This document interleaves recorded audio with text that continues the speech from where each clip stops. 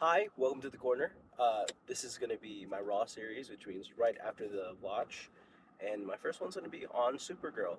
I'm Wo, and yeah, I just came straight after the movie, seeing an early screening of Supergirl, just one day early. It was a fan screening, and I'll just give my review without spoilers straight ahead. I will say it's a solid 7 out of 10, 7.5 maybe. Um, Very enjoyable. The jokes landed. Antonov did a fantastic job. Um, Lobo was great too. He very much filled that kind of like Mr. Terrific role of being that side character that like stole the show at times. Um, Other than I think it's a very emotional story in parts of it where the characters are kind of going through their whole thing. It's very much setting up Supergirl, her motivations, and all that stuff. Um, yeah, without like really getting into it and like revealing all the story, I think my only criticisms would just be I wanted more fight scenes, I guess, of Kara, just in the sense of, especially earlier on, she's um, gosh, without spoilers, just I wanted to show off more her her difference in Superman, which they did do for lump sum actually. Now that I think about it, it's just I don't know. I guess I just wanted more. It just let me. It was a movie that left me wanting more, in the sense that like it wasn't not that it wasn't good enough. More just like I want to keep watching. The girl character, the I forgot her name, Ruby, I think did a great job. Nothing to note on her. I think she did her role perfectly. Kind of being not a contrast, well, kind of a contrast between her and Kara. Kind of like both moving towards the same thing in two different ends of the spectrum, pushing each other forward. But yeah, a solid watch. I think you should definitely go see it. It's fantastic. Nothing, out of the water. It didn't give me the same feeling that Superman did, in terms of like such like this overwhelming feeling of joy and hope. And that's not necessarily a bad thing. Superman came off of such a big dip in DC and kind of that edginess, and it was that breath of fresh air, and it was just a culmination of all those things, and then it pushed out, and it was a mixture of all those emotions, and with all the times and how everything's not going so great, that's what it was.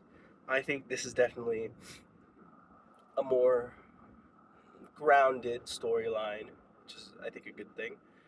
And yeah, you really get into the mind of the characters and how they're feeling. And I definitely think that seeing a review from somebody of a more feminine experience uh, will give you a better understanding of it. There are definitely things I caught on, but not everything. Just because my experiences, especially in life, is significantly different.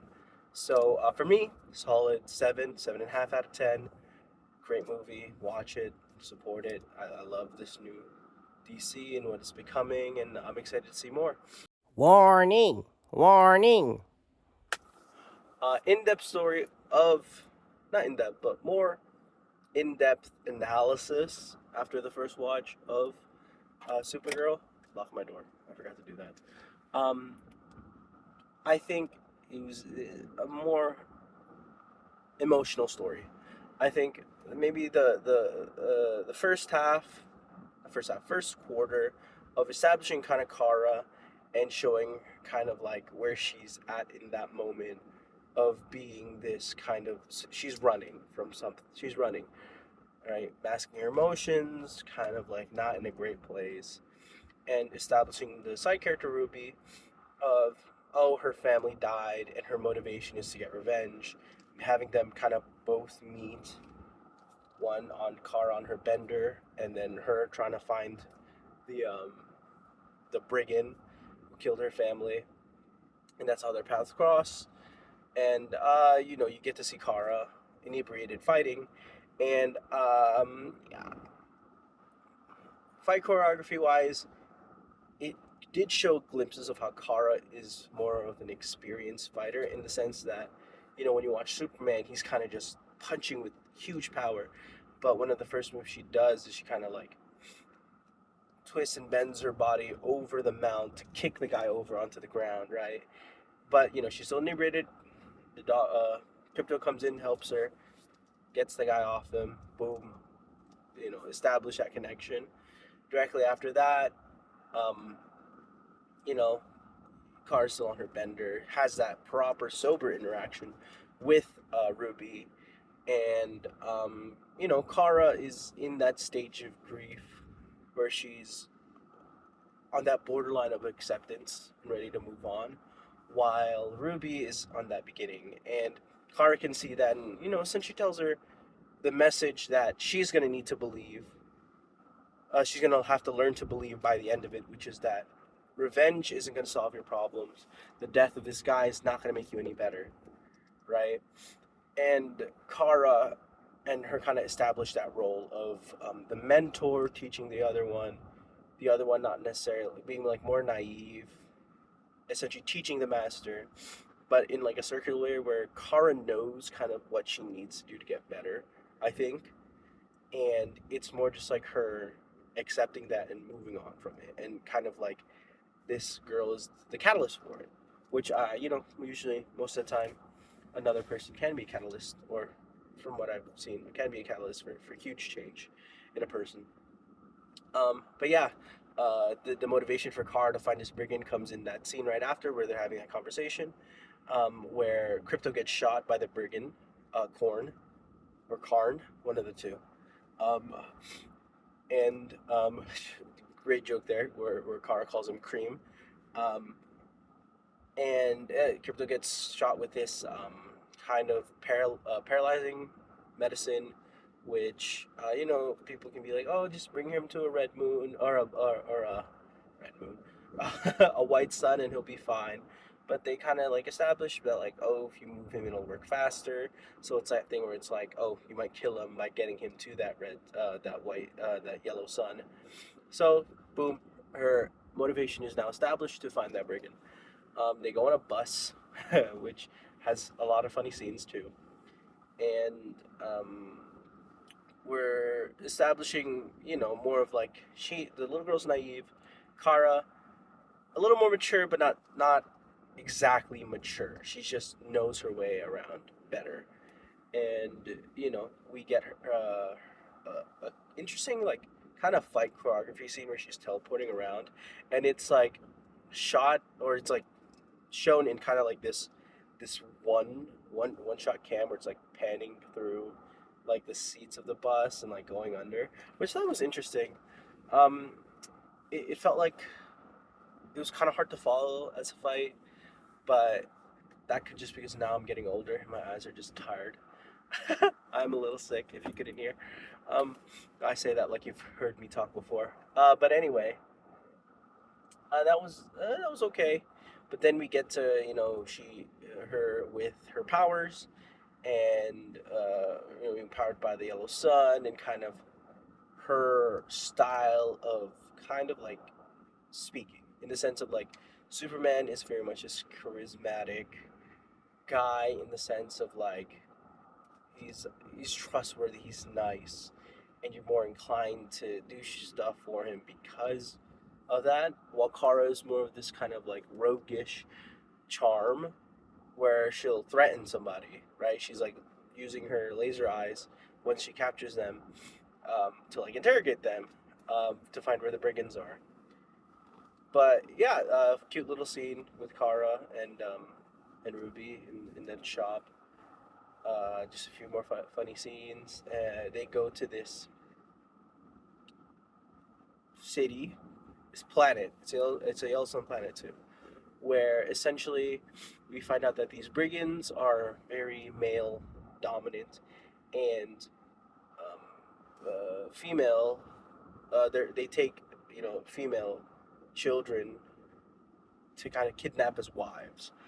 And we also there we meet Lobo. Great reaction from seeing him. Jason Momoa, fan favorite.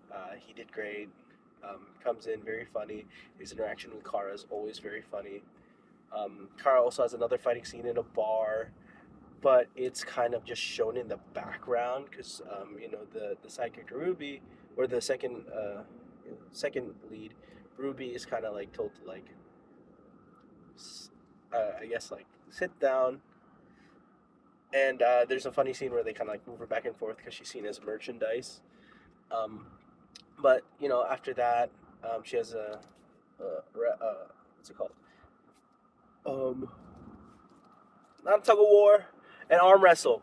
They have an arm wrestle, and after that, breaks her arm, tells Ruby to sit down, and then the fight happens kind of in the background while cameras focus on Ruby. And you're just like, you can't really see it, but I guess it like, I don't know. I don't know how to feel about that necessarily, but yeah. Um, oh, another reason for that scene, why I say like, earlier I said a female perspective, I think, or a more feminine perspective in life would give a lot more light to. I think this is just, I notice a lot of like micro things in the way of talking, in the way of viewing, uh, you know, with the actresses, the way like she kind of reacts when somebody speaks. It's something that a lot more feminine people with feminine experience can understand. Because I look at the person next to me and immediately there's a reaction.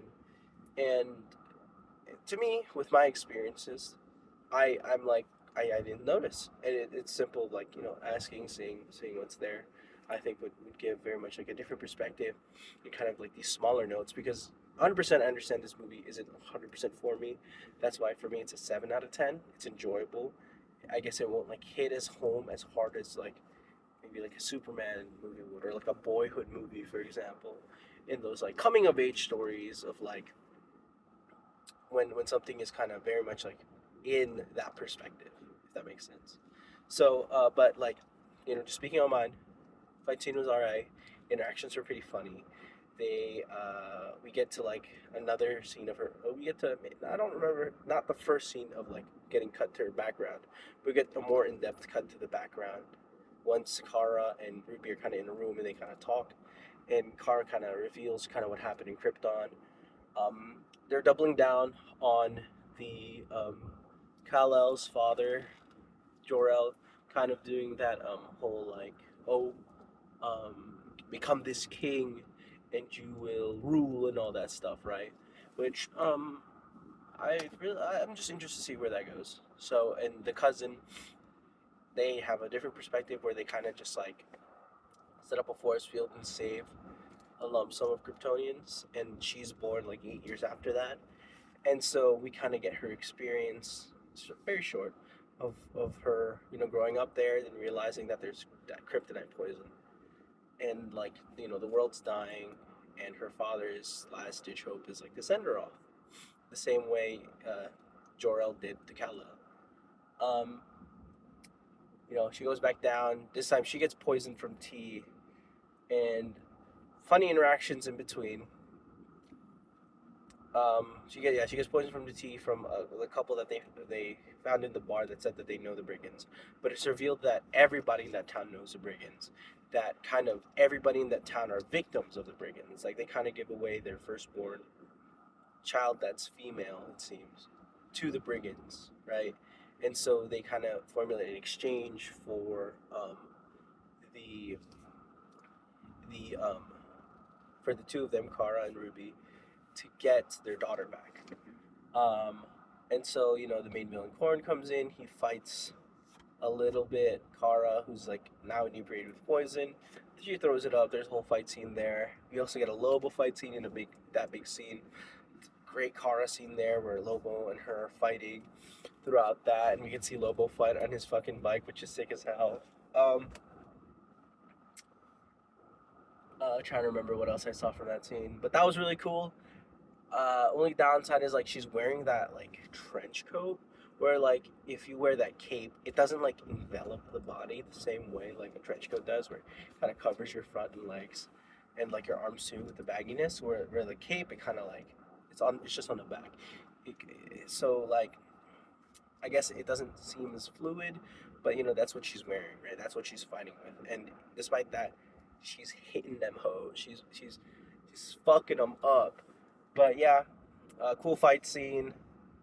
Um, Loba's a cool scene too, also very funny.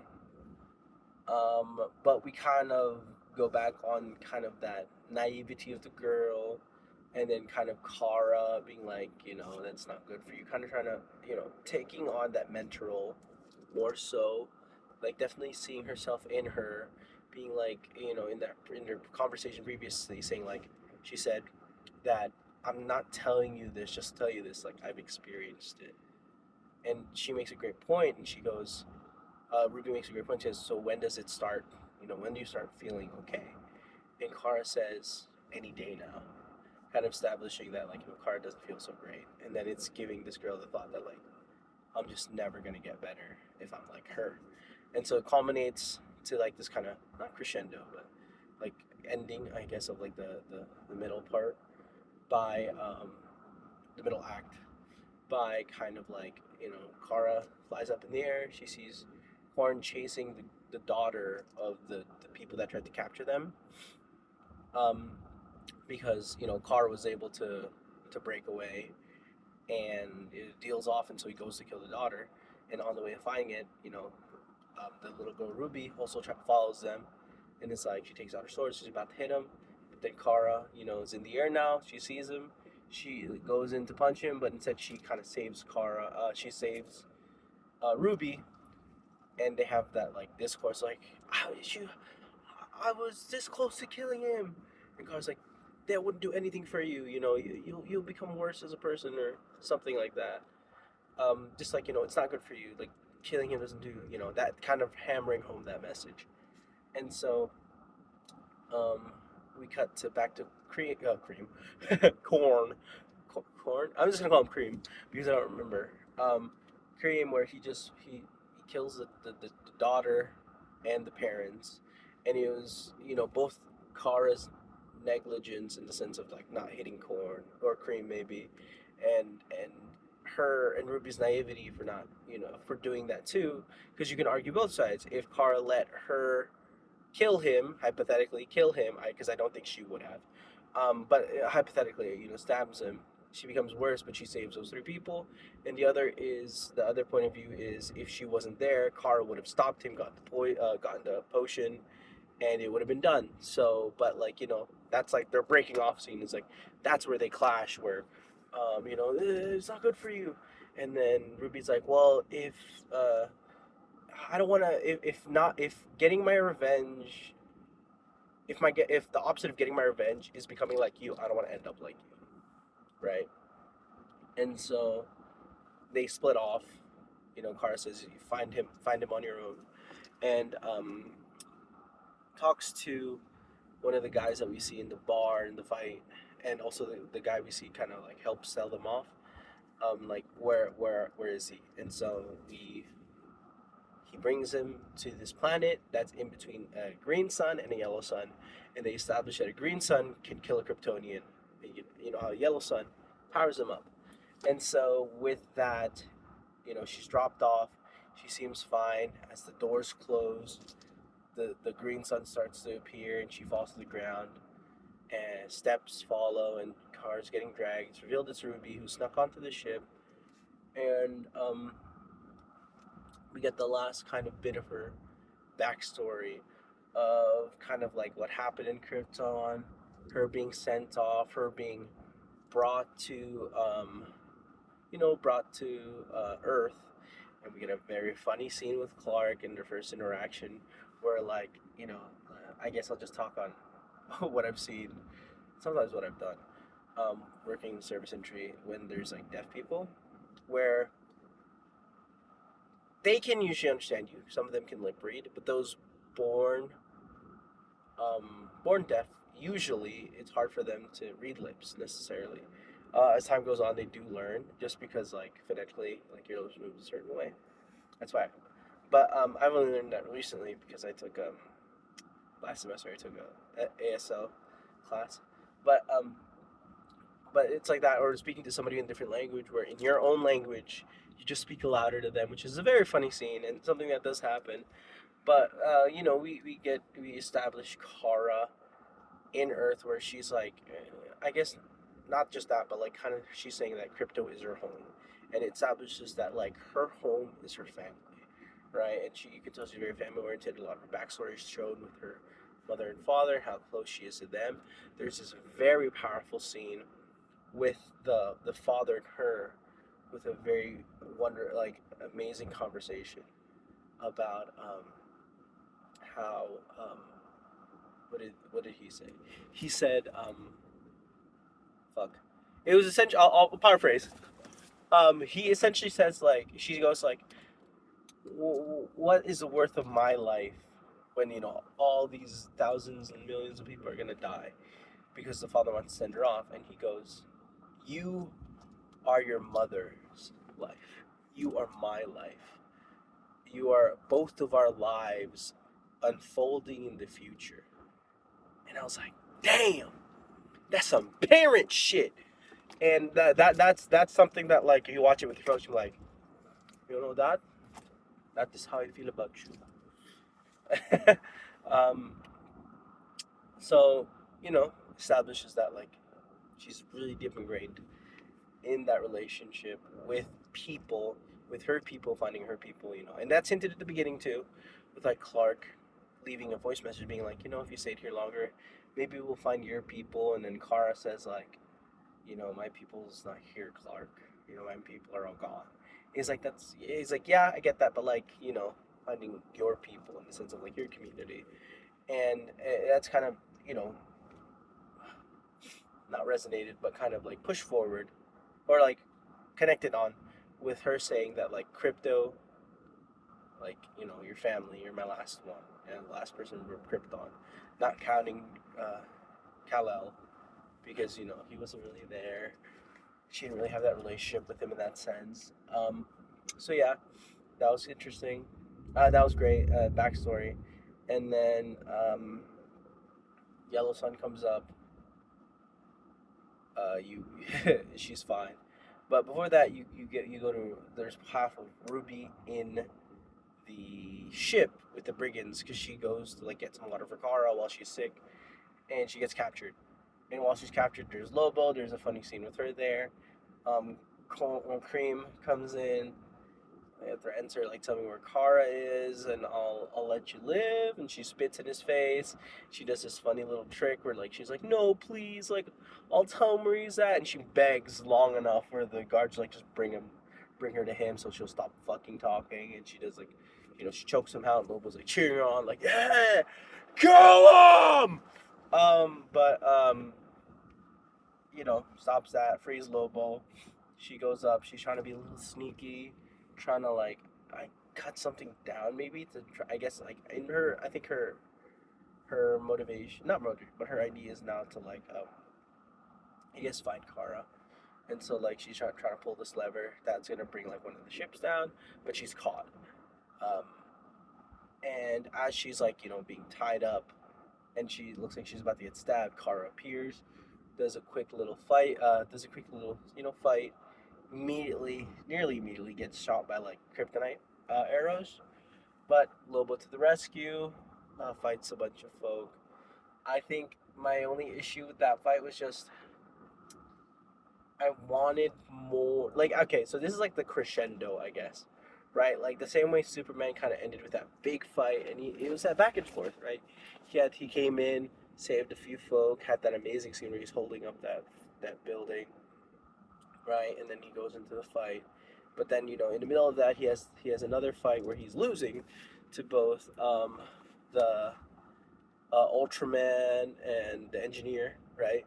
It's kind of like that same formula, right? In superhero movies, there's plot holes, of course, because the power level of superhero, it seems so inconsistent. It's just hard to write a superhero movie because it's like they're pretty much a fucking god. Like, how are you gonna create tension and all that stuff if they're all gods, right? And so it's just like, the use of it is kryptonite, getting them drunk, poison, all that stuff to, like, get them to a more grounded level. But my only gripe was just like, I wanted to see Kara kick more ass. I think kick ass for longer. Um, I and then Lobo comes in, kind of saves her, kind of manhandles the dude, which I wish it was more just like Kara manhandling him rather than Lobo, like, literally killing the guy he wants to kill, then punching the villain, and he just picking up and just being like, well, Ruby wants to kill him, let her have it. Kind of drops him down, and I'm just like, I wanted Kara to beat him up a little more, establish that like she's like this much stronger. I think that's just me personally, because I felt like she got shot in the weekend like way too early. That's just me. But she takes off the arrows, fights a little more. Ship goes down. They're on the ground, and uh, Kara's has like oh yeah, as they're going down, Kara like is weakened fighting. She's in a tank which falls into water, has like that little fight, and then has kind of like her power up where she like lasers through the tank, through the water, goes into the air, and like absorbs the sun, and the kryptonite kind of wears off. She's back to being the superpowered gal again, and which is all right. Um, but she goes and as the ship's coming down, kind of like you see Ruby. Oh, she saves Ruby, beats no, yeah, she saves Ruby, and I don't remember what happened. Yeah, she saves Ruby, and then Ruby tells us, "Oh, the brides are still in the ship," and Kara goes to the ship to save her, to save the brides, which were oh, which were the kidnapped girls.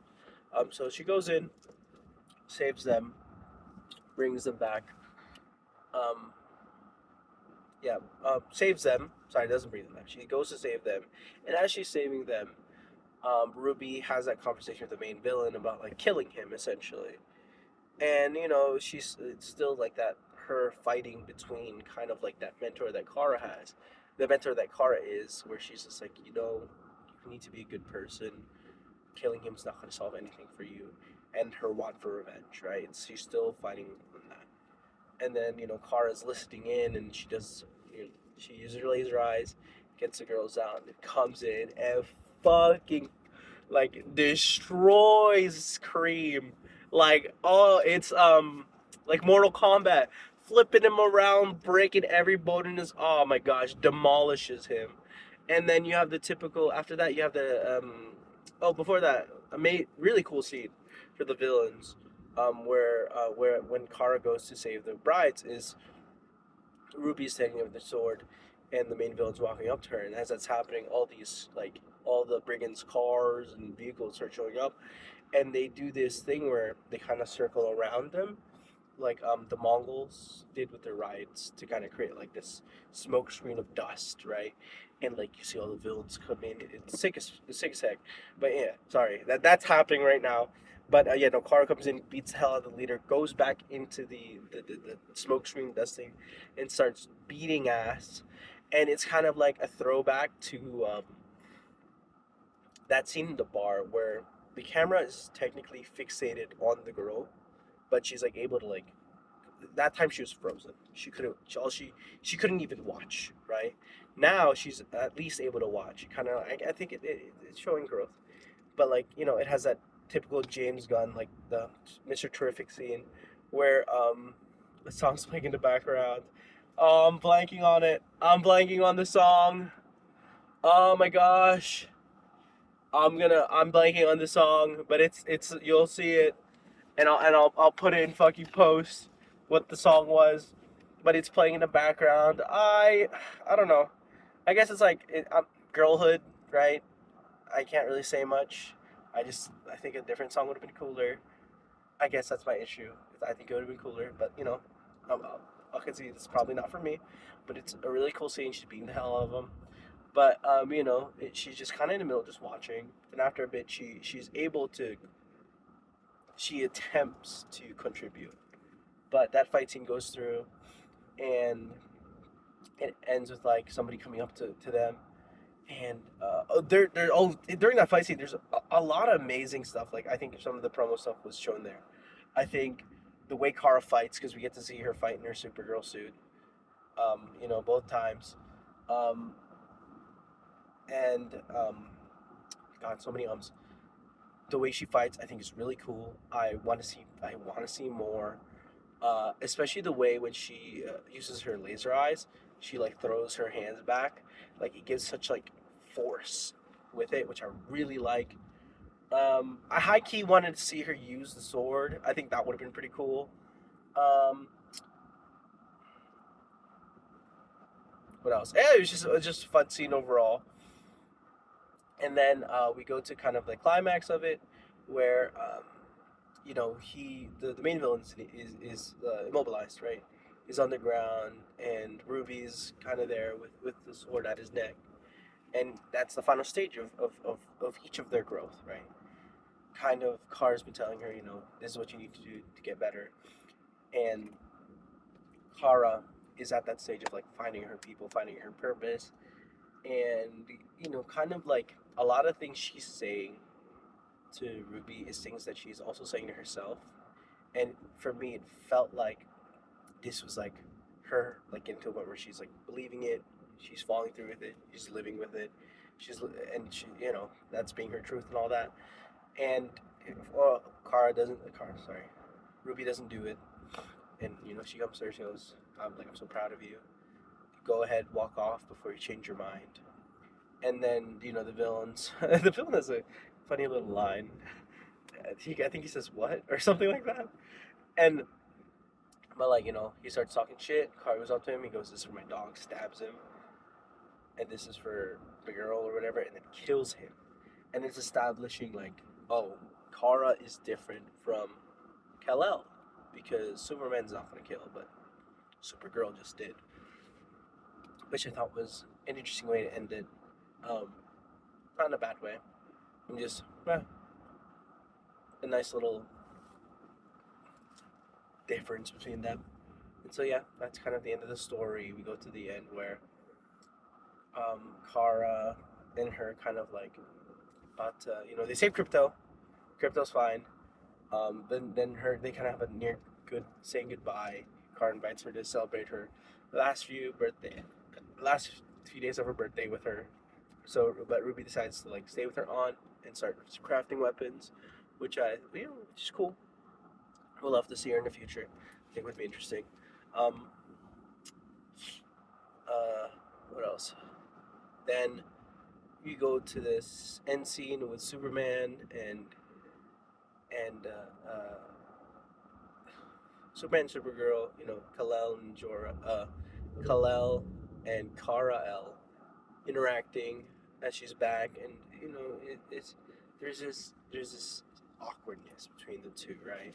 Because very much throughout it, it's Kal-El reaching out, trying to connect with her in a sense, and Kara is always with that hand, just like there stopping. But this is like the first time, like it's dropping, and she's like, I think what was he is like, oh, I could really use your help today, but you weren't there, which is okay. Some people take time. She's like, you know what, I think I will stay this time, and it's just that establishing of like, oh, they're getting closer, which is pretty cool. Um, so yeah, the movie ends there. I will not preface. I'm already done. I never read the Supergirl Woman of Tomorrow, so I can't like feel it into that gaze. But as a gaze of like as a movie enjoyer, it was a great time. I think it had a good message, majority of it, of kind of like, oh, I didn't even say what the message was. Where she told him that let your life be your revenge. As Ruby has a knife to the throat, which I think is kind of like the end message, right? The thing that you should be taking home is to whoever kind of puts you down, to whoever's against you, to whoever you need your revenge. Let your life, living your life, be your revenge. Your family, whoever you lost, whatever your experiences, lives through you, right? And so you living your life to the fullest is the greatest revenge you can give, which is a fantastic message. And I think, there's a lot of little quips that put into question about like a lot of the Supergirl stuff, right? Like she's like 24, Kal-El's like 34. There's a 10-year age difference, right? And it's very poignant that the little girl goes, "Well, how come you're Supergirl and he's Superman?" And it's like, yeah, that's you know very much like a lot of the things is like just due to when it was created during the time, right?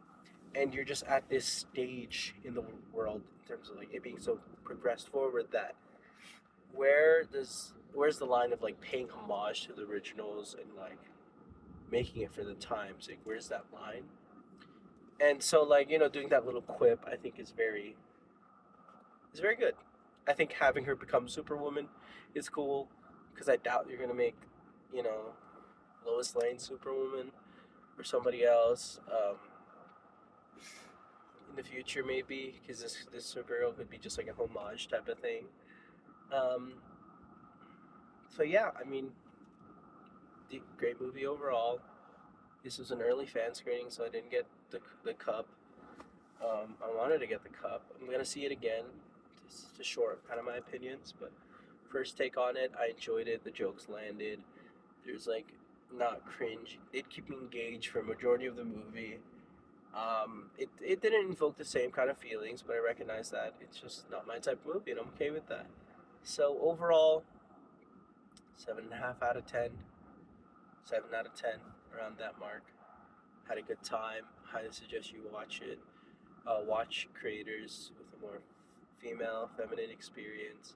I will definitely, just because I want to try and catch those little tidbits, which I most definitely missed. So yeah, happy for this to be the first video on the corner with me. So hopefully soon I'll get maybe like stuff with my brother, or sorry, there's just cars with like stuff with my brother, or stuff with me, or just more shit in general. So yeah, thank you so much.